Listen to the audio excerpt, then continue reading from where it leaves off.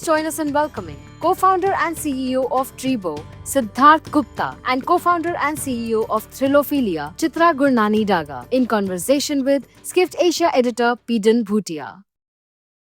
Hello again. I hope you had a good lunch, and now there's some food for thought. This is what we call our startup panel. We had something like this last year as well. You need a mic? Oh. Yeah, we need a mic. And of course, we've talked about India's digital trove, but how do we digitize travel? And the most important thing is that we have Chitra with us, who was lucky enough to have a small interaction with the Prime Minister, Narendra Modi. So I first want to ask Chitra about, what was the discussion about? Of course, you don't have to tell us everything, but a little bit about what is the Prime Minister's vision for travel, and especially for digitizing the whole travel experience? Thank you so much, Pidin. Good afternoon, everybody. Very rightly said, I think I was really lucky to get this opportunity to interact with the Prime Minister. And keeping in mind his vision, it's very clearly focused on two things.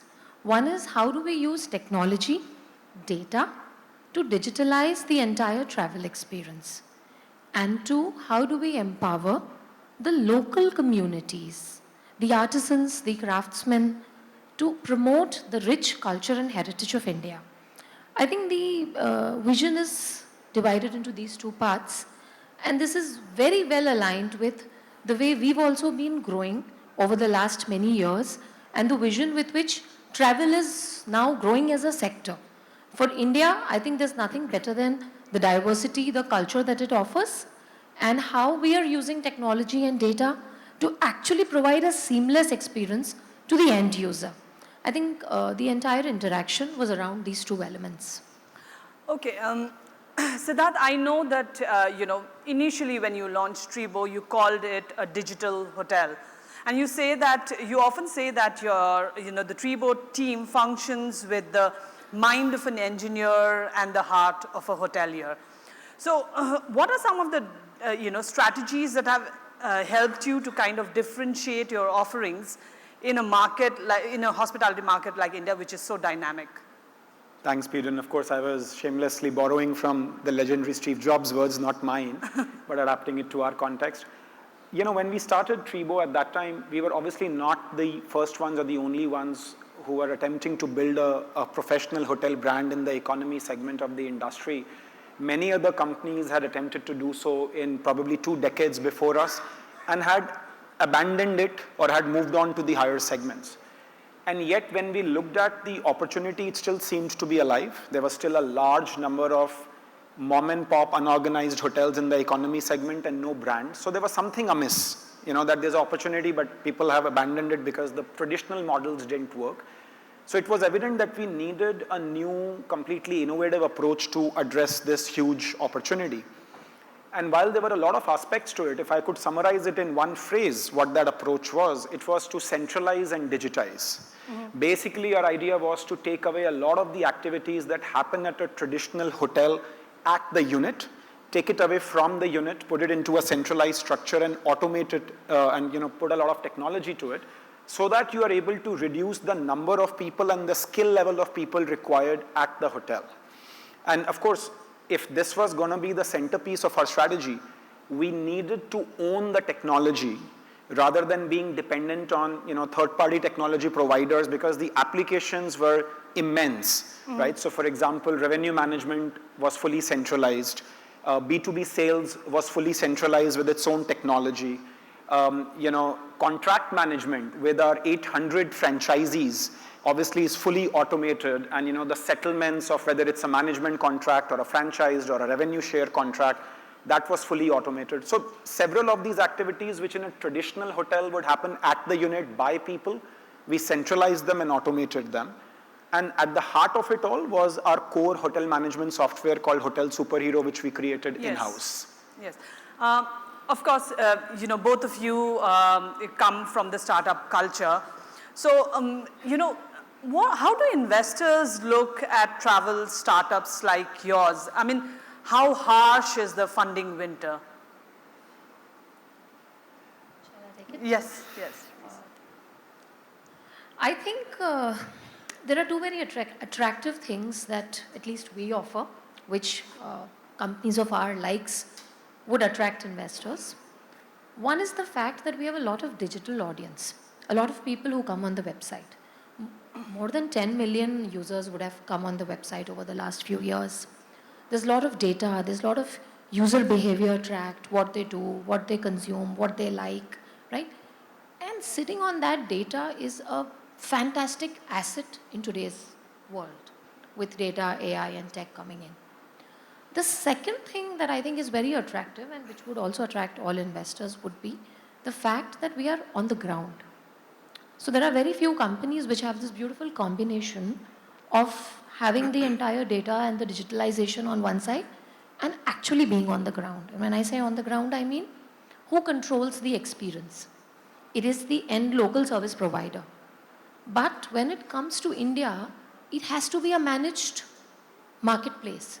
It has to be something where I have to have my outdoor team travel on the ground to ensure the service level agreements are documented, all the SOPs are in order, there is strict adherence to things on the ground.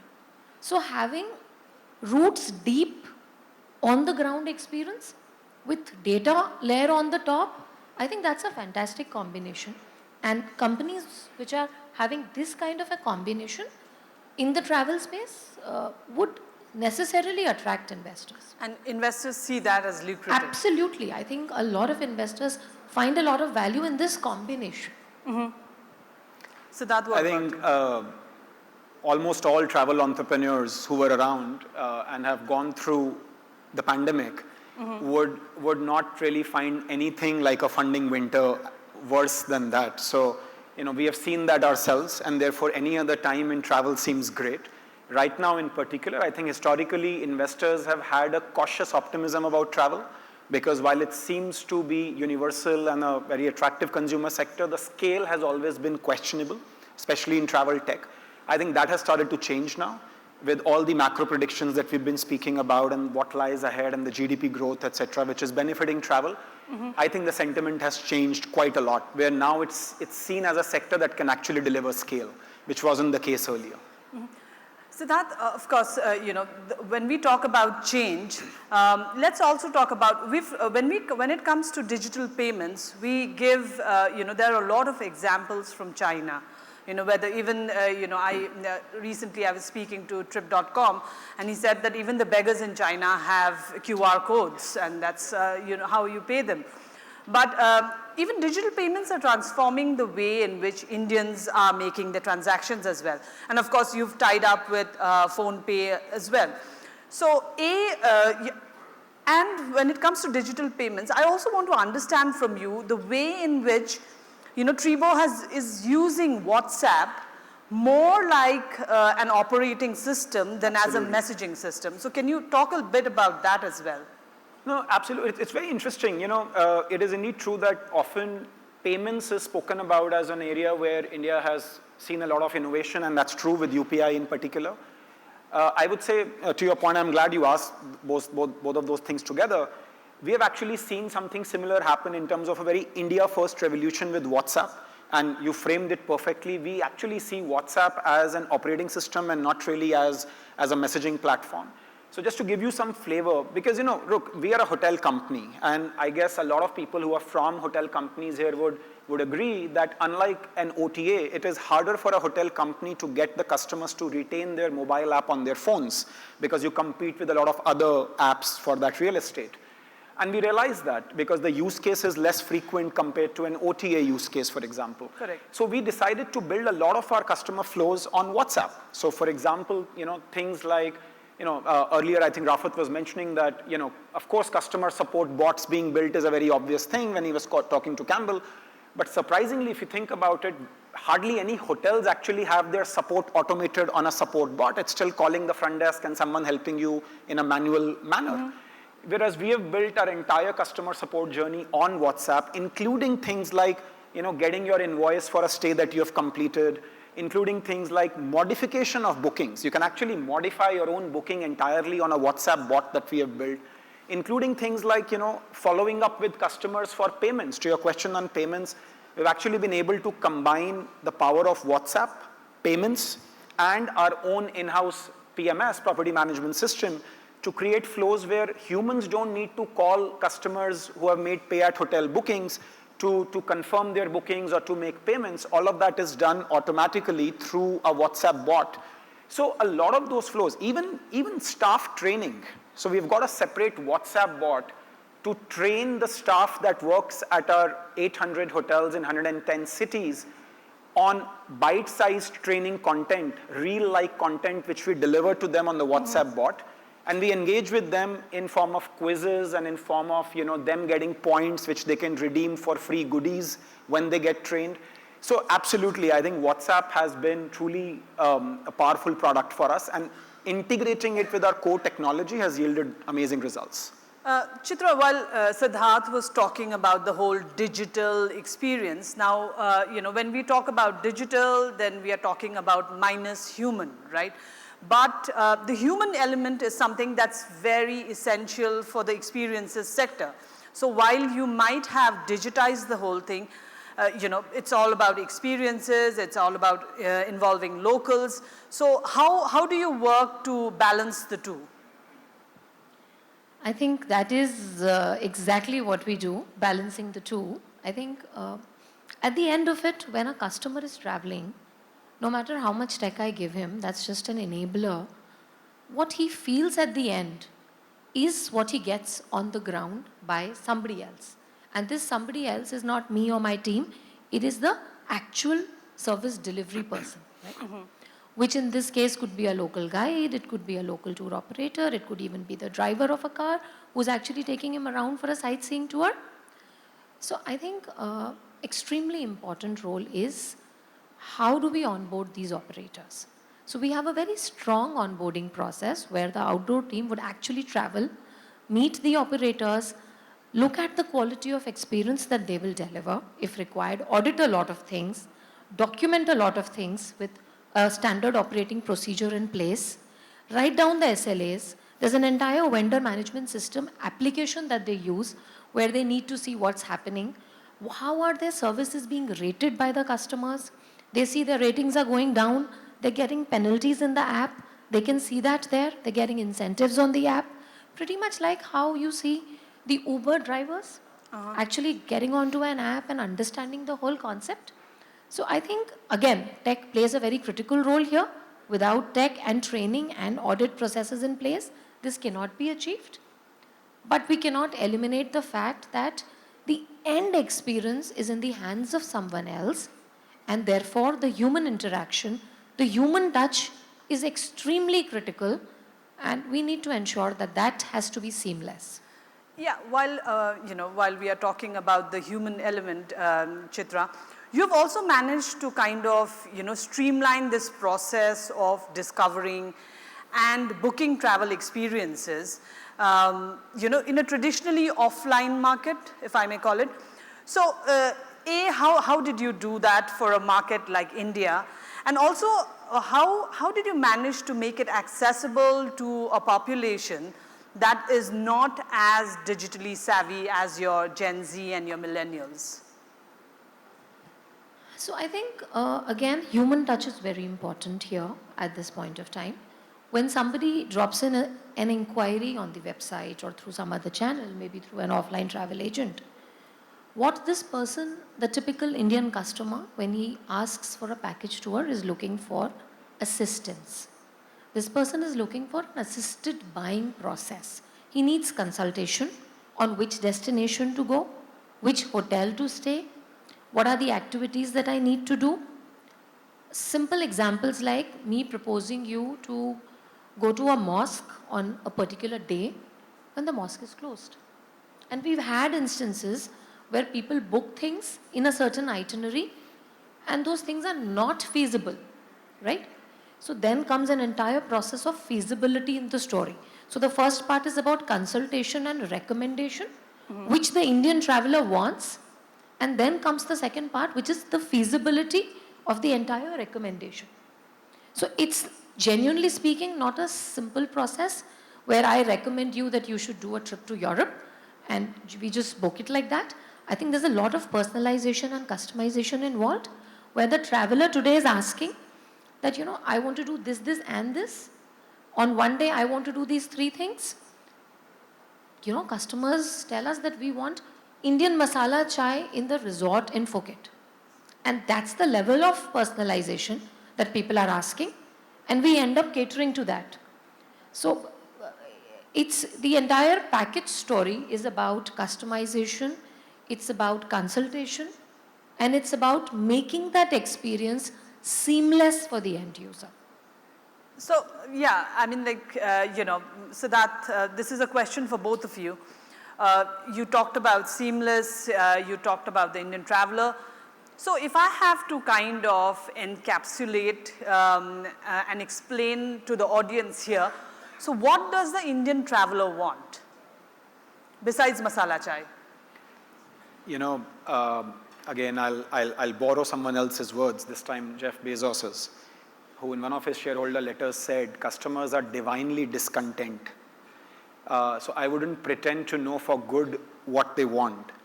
I'll probably give an example, and that's a philosophy that we follow in our company, right? That there is always going to be an escalation of expectations as far as customers are concerned. You provide X and then the baseline becomes X and then you're expected to give X plus Y.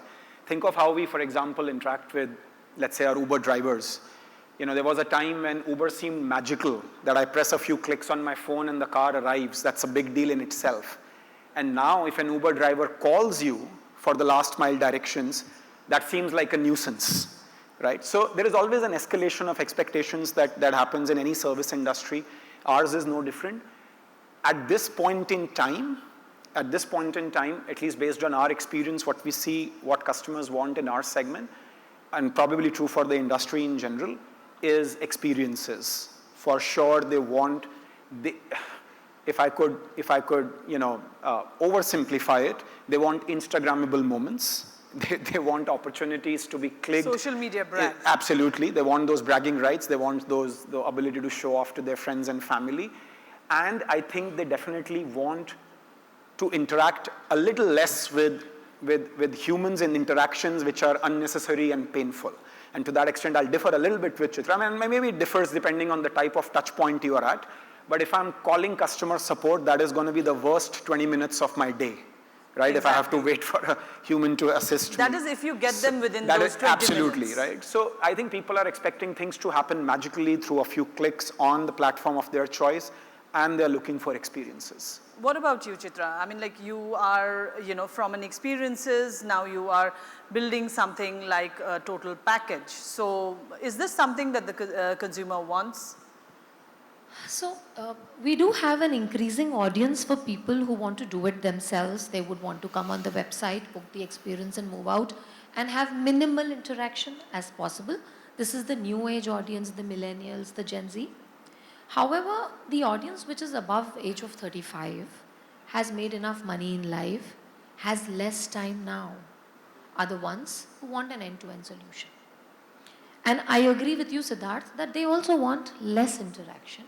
And they want more sensible interaction. Exactly. I think it's less about not the fact that they don't want an interaction, but somebody who can solve the problem. Correct. Rather than, and this is where data comes into play, AI comes into play. So we eliminate all the unnecessary interactions. We only involve a human being when it is required, when the human being can add real value. There's enough data on the platform which tells me what are your likes when you came last time, and you went to Bali with us the last time, what kind of hotels you booked, what kind of room you like, what kind of preference you have when you pick up activities, what kind of food you like. And can I use that data, being an intelligent human being, which is right there in front of me for you as a user, your profiling is there, and can I add you the right personalized recommendations? So I think that's how we are also raising the bar of expectations for the customers. Because the more I give them, the more they expect. An Indian customer by far is one of the most demanding customers we've really seen all our lives. Don't we all know that? Everybody in the room understands. Yeah, Indian customers are not really easy. Not right? really easy, Yeah. but I think with more and more data and more personalization that we can add as a layer, the customer expectations are bound to only increase. So that interesting that Treebo began is a budget hotel property, but last year you also launched your mid-scale brand called Medalio. So I see that while a park is launching something like Stop by Zone, I see that even Oyo wants to talk a lot about premiumization of travel. So is that like trying to cater to that rising middle class? And do you see that there is a huge market for that? Absolutely. I think we are basically following the lead of the market on this. The entire income pyramid in the country is basically shifting upwards, right? So there are about 60 million households which will move into the segment where they can start affording travel for the first time. So for them, of course, Treebo's core product in the economy segment will be most relevant. But at the same time, there are people who are moving up from this layer into the next one, into the upper middle income or the premium segment, where they can now afford to spend, let's say, 5,000 rupees instead of 2,500 rupees on a hotel stay. Post-COVID, this journey has gotten accelerated as well. Several of our corporate clients are telling us that their entitlements have gone up and therefore they need a more premium offering. So I think we're just following the market over there. And in the mid-market segment also, interestingly, we saw that there were white spaces. It was not as unpenetrated as economy was. But of course, in mid-market segment, there are large brands in form of, Lemon Tree, Royal Orchid, Sarovar, ITC Fortune, etc. But there weren't any brands for smaller hotels, and there weren't any international brands. So we are catering that by bringing Medalio, which is our own brand, and through a very interesting partnership with the Radisson Hotel Group on a licensed brand basis for a brand called Parkin and Suites by Radisson. Yes. Yeah. So that's how we're plugging those opportunities. So it also, do such partnerships like the partnerships with Radisson also give you kind of access to a greater reach as well? For sure, because see, the owners of larger assets who are building, let's say, 70, 80 room assets, which are larger relative to the segment, not relative to a 5-star, but relative to a 3-star, that's a larger hotel. Those owners obviously have the aspiration of working with a bigger brand, with an international brand.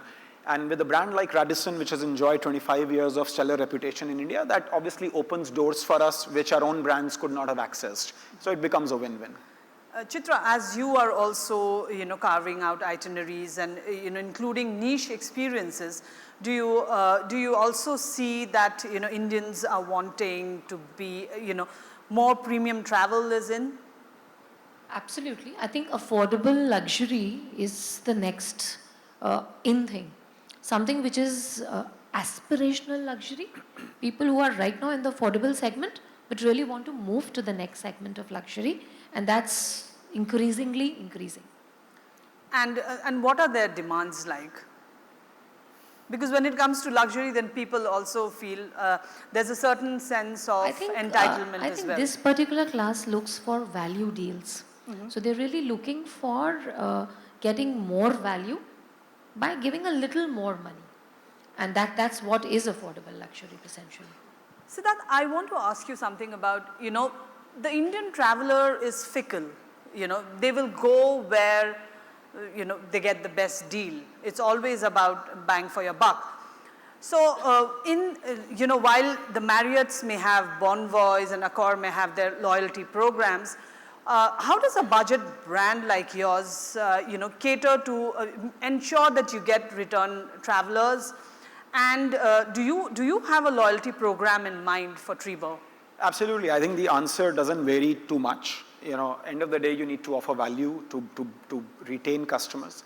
So we do have a loyalty program. It's called Treebo Club. The interesting thing, however, which we have seen, right, is for some reason, traditional hotel loyalty programs have actually been very difficult to get into. What I mean is, why should there be a pretty elaborate process of someone enrolling as a member in a loyalty program? Why is it even a process, right? You're not charging customers for it. It should actually be pretty simple. Compare that to how most consumer websites, including, I would imagine, a Skift publication, right? A media publication like Skift would do it, or an OTA would do it, where it's essentially log in with Google. You know, what you really need is a customer's contact details and their permission for them to be contacted for marketing messages from your side, such that you can start telling them about your loyalty program. You can start providing them points from their very first stay. So we have tried to keep our loyalty program very simple, very lightweight and agile compared to, you know, a typical large brand loyalty program. And we think that's the way to go, because it shouldn't be effort for the customer to get into a loyalty program. And the sooner they get a flavor of the value that they can unlock with their loyalty with the brand, the better it is, of course, for the brand as well. That's very interesting, about making it not like an elite club to get into, but making it more accessible to everyone. Thank you so much, Chitra and Siddharth. Of course, we had many questions, and the audience also had a lot of questions, but sorry we couldn't take it up. We are pressed for time. Thank you so much for this discussion. Thank you, Thank you, everyone.